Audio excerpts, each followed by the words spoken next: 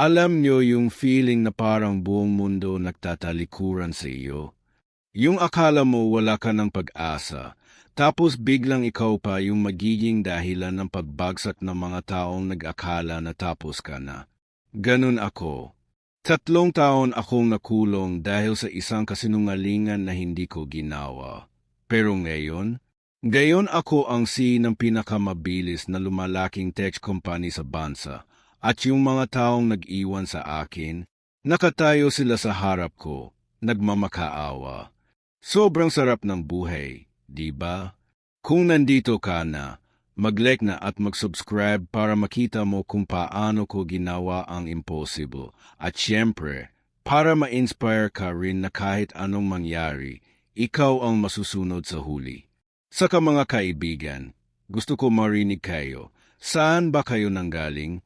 Sulat lang ng bayan o bansa niyo sa comments kasi napakasaya kong marinig ang mga kwento niyo mula sa iba't ibang sulok ng mundo.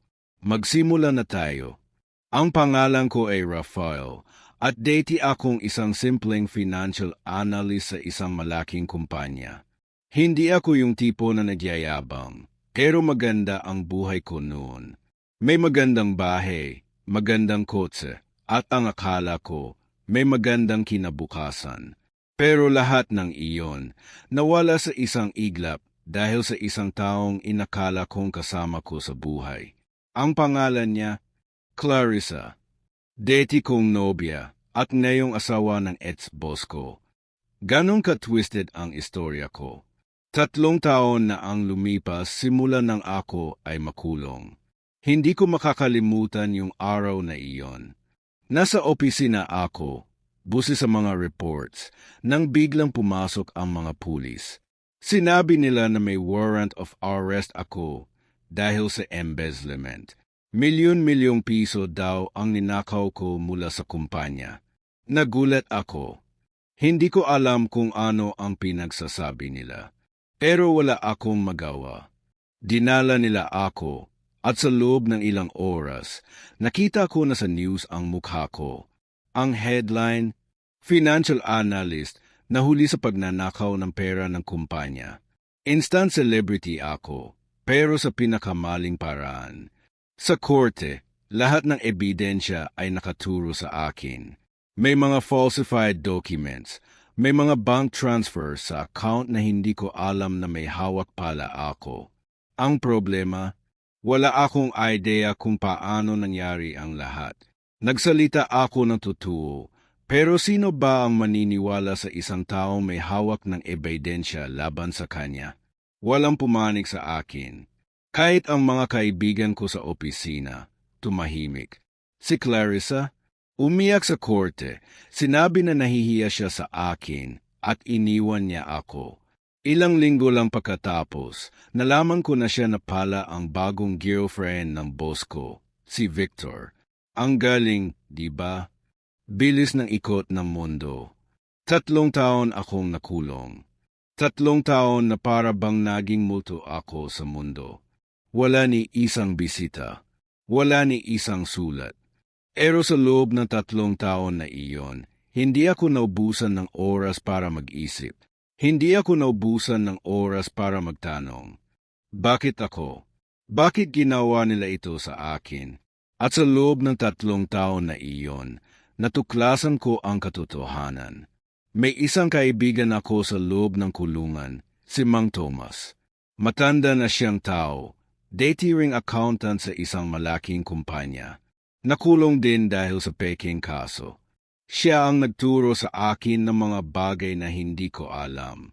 Siya ang nagsabi sa akin na ang pinakamalakas na sandata sa mundo ay hindi ang pera o ang kapangyarihan, kundi ang impormasyon. At kailangan kong makahanap ng impormasyon na magpapalaya sa akin, hindi lang physically, kundi sa lahat ng aspeto ng buhay ko. Kaya naman sa loob ng 3 taon, ginawa ko ang impossible. Nag-aral ako. Nag-aral ako ng coding, ng programming, ng lahat ng tungkol sa technology. Wala akong computer, pero may mga libro. May mga tao sa loob na nagtuturo. At bawat gabi, habang natutulog ang iba, ako ay nag-iisip ng mga idea.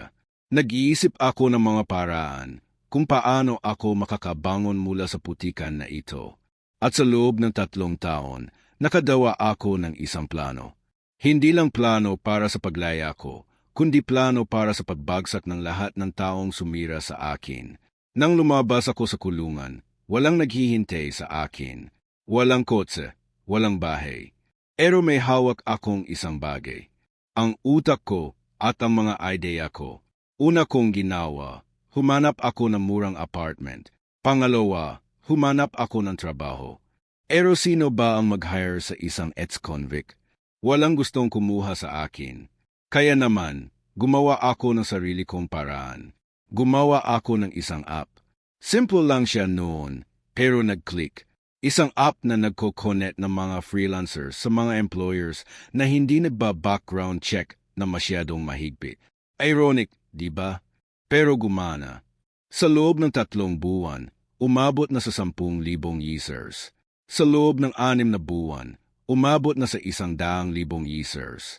At sa loob ng 1 taon, naging milyonaryo ako ulit. Pero hindi iyon ang goal ko. Ang goal ko ay malaman kung sino talaga ang may sala sa lahat ng nangyari sa akin. Kaya naman, ginastos ko ang ilan sa aking pera para mag-hire ng isang private investigator. At alam niyo kung ano ang natuklasan ko. Si Victor, ang dating boss ko, at si Clarissa, ang dating nobya ko, ang nagplano ng lahat. Ginawa nila ang lahat ng ebidensya laban sa akin. Ginawa nila iyon para tanggalin nila ako sa kumpanya at para makuha ni Victor ang posisyon na dapat ay sa akin. Ang mas nakakagalit, ginamit nila ang pera na ninakaw nila gamit ang pangalan ko para magpatayo ng sarili nilang negosyo. At ngayon, ang negosyo nila, palugi. Pero hindi pa nila alam na ako ang dahilan kung bakit. Kasi alam nyo, habang tumatagal, lumaki ang kumpanya ko. Naging text diyan kami. Naging kilala ako hindi bilang ex-convict, kundi bilang isang C na nag-start from scratch. Naging inspirasyon ako na marami. Pero sa likod ng lahat ng iyon, may plano ako. Bawat kilos ko, bawat desisyon ko, nakatuon sa isang bagay. Ang pagbagsak ni Victor at ni Clarissa. Isang araw, may nag-email sa akin. Si Clarissa. Nagsabi siya na gusto niya akong makausap. Sinabi niya na may kailangan siyang tulong.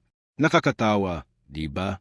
Yung taong sumira sa buhay mo, lalapit sa iyo para humingi ng tulong. Pero pinayagan ko siya. Gusto ko siyang makita. Gusto ko siyang marinig kung anong dahilan niya kung bakit niya ako ginawa iyon. Nagkita kami sa isang coffee shop. Pagpasok niya, nakita ko ang pagbabago sa kanya.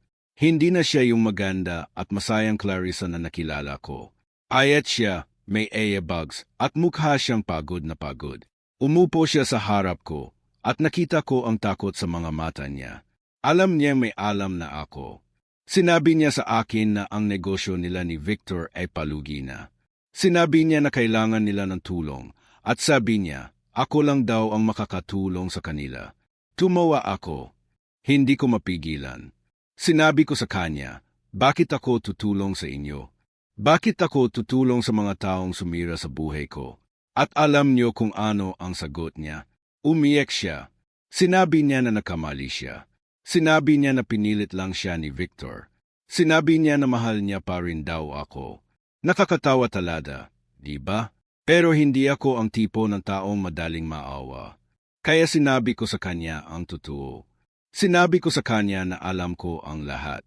Alam ko ang tungkol sa plano nila. Alam ko kung paano nila ako natakas. At sinabi ko sa kanya na ang paghihiganti ko ay hindi pa nagsisimula. Dahil ang totoo, ang kumpanya ko, ang app ko, hindi lang iyon para kumita.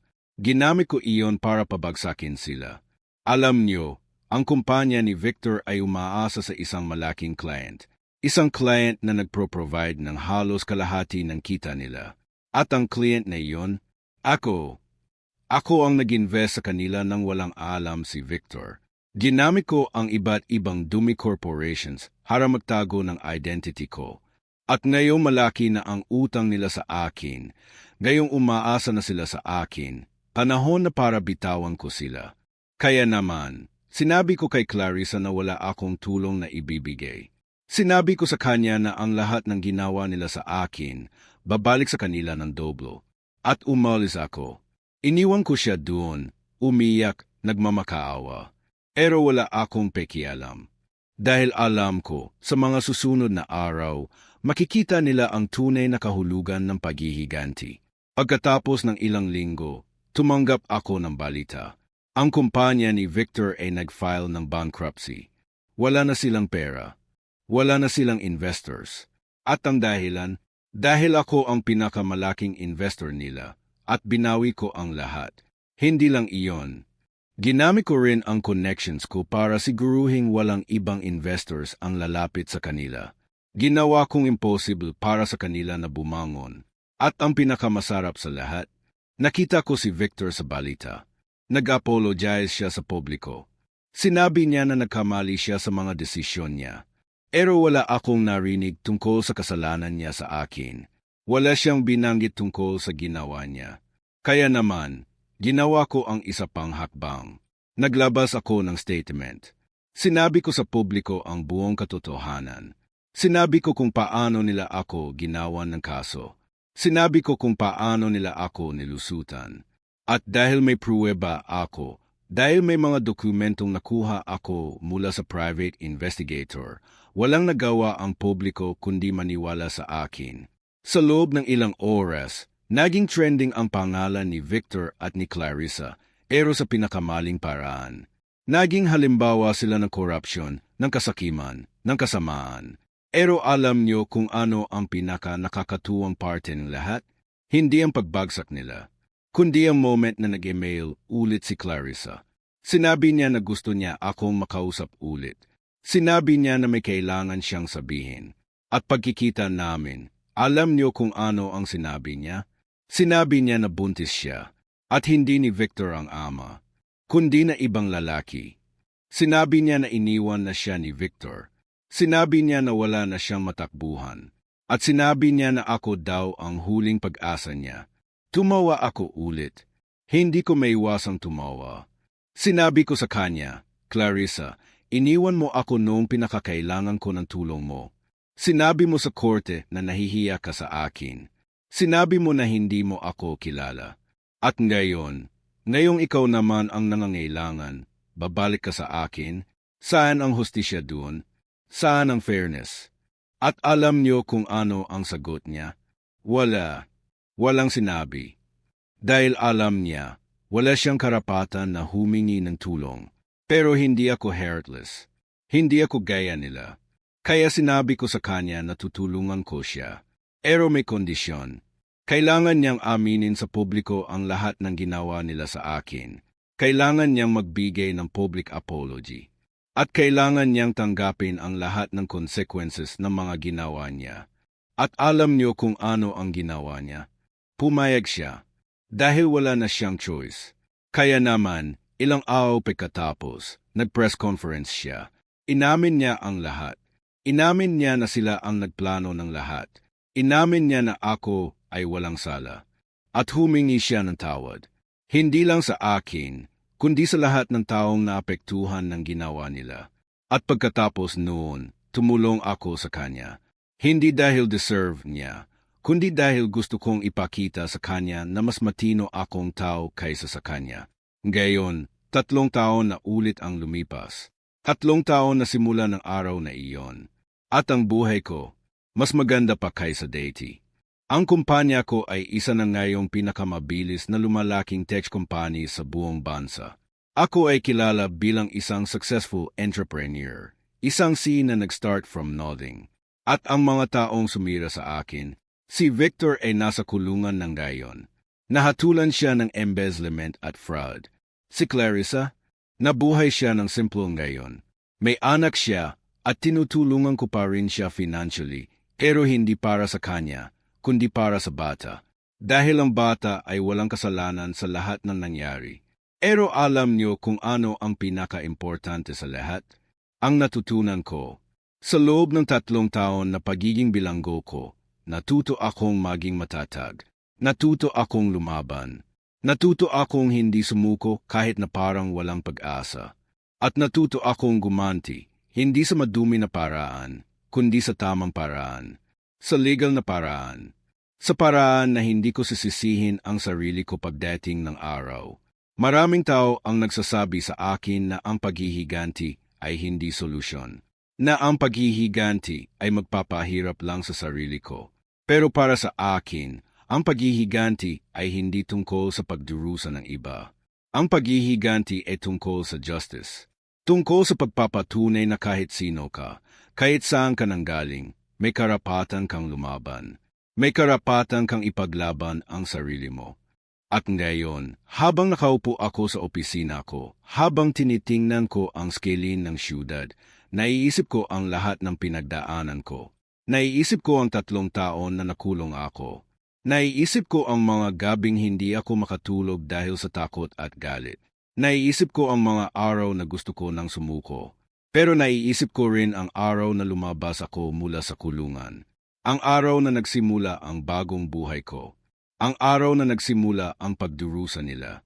Kaya kung may nakakaranas kayo ngayon ng kahit anong hirap, kung may sumusubok na sirain ang buhay nyo, tandaan nyo ito. Huwag kayong susuko. Huwag kayong matatakot.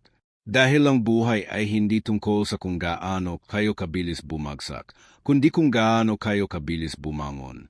At kapag bumangon kayo, siguruhing mas malakas kayo. Siguruhing mas matalino kayo. At siguruhing handa kayong ipaglaban ang sarili nyo, anuman ang mangyari. Ang kwento ko ay hindi perpekto. May mga pagkakataon na mali ang mga ginawa ko. May mga pagkakataon na masyadong akong nahumaling sa paghihiganti. Pero sa huli, napatunayan ko sa sarili ko na kaya ko. Na kaya kong lumaban. Na kaya kong manalo. At iyon ang importante. Kaya ngayong natapos na ang lahat, ngayong tahimik na ang buhay ko, ang tanong ko sa sarili ko ay ito. Worth it ba ang lahat? Worth it ba ang 3 taon na nakulong ako? Worth it ba ang lahat ng sakit at hirap na dinanas ko? At ang sagot ko ay, dahil kung hindi nangyari ang lahat ng iyon, hindi ko makikita ang tunay kong lakas. Hindi ko makikita kung ano talaga ang kaya ko.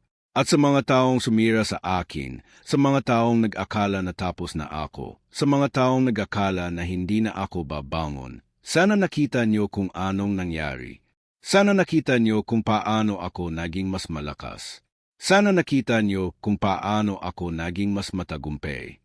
Dahil sa huli, hindi kayo ang nanalo. Ako ang nanalo. At ang pagkapanalo ko ay hindi lang para sa akin, kundi para sa lahat ng taong napagdaanan ang parehong bagay na pinagdaanan ko. Para sa lahat ng taong sinubukang sirain ng mundo. Para sa lahat ng taong nag-akala ng mundo na wala ng pag-asa. Kaya kung nandito pa rin kayo hanggang dulo, salamat sa inyo. Salamat sa pakikinig. At sana, kahit papaano, na-inspire kayo ng kwento ko. Sana natuto kayong lumaban. Sana natuto kayong manindigan. Dahil sa huli, ang buhay ay hindi tungkol sa kung gaano kayo kaganda, gaano kayo kayaman, o gaano kayo katalino. Ang buhay ay tungkol sa kung paano kayo nakakadawa ng pagbabago, kung paano kayo nakakaapekto sa iba, kung paano kayo nagiging inspirasyon. At bago ko tapusin, huwag kalimutang mag-like at mag-subscribe sa channel na ito. Dahil marami pa akong kwentong gustong ibahagi sa inyo. Marami pa akong aral na gustong ituro. At sigurado ako na makakatulong ito sa inyo sa inyong buhay. At syempre, gusto ko pa rin kayong marinig. Saan ba kayo nanggaling? Sulat niyo sa comments ang inyong bayan o bansa. Napakasarap sa pakiramdam na marinig ang mga boses mula sa iba't ibang parte ng mundo. Dahil sa huli, lahat tayo ay makakonekta. Lahat tayo ay may kwento. At lahat tayo ay deserve na marinig. Salamat at hanggang sa muli.